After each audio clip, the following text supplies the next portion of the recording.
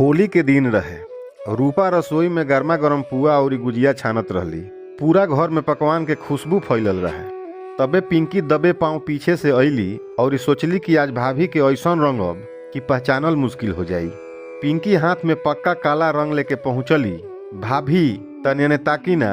रूपा मुस्कुरा के बोलली, पिंकी देखी ह हमार साड़ी नया बा और ई किचन में अभी बहुत काम बा, बदमाशी मत कर।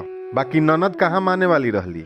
पिंकी जैसे ही रंग लगावे खातिर हाथ बढ़ौली, रूपा झट से झुक गईली और पिंकी के हाथ सीधे जाके दीवार पर लग गईल। पिंकी के मुंह लटक गईल। रूपा हंस के कहली, अरे हम तो पहले ही कहनी कि आज हमरा के पकड़ल मुश्किल बा। रूपा एगो कटोरी में अबीर आ गुलाब जल मिलौली और बड़े प्यार से पिंकी के गाल पर लगा के बोलली, होली तो प्यार के त्योहार है ननद रानी। करिया रंग से मन गंदा होला, अबीर से त्योहार और रंगीन हो जाला। पिंकी के अपन गलती महसूस भइल। उ भाभी के गले लाग गईली और दोनों जने मिल के खूब होली खेलली।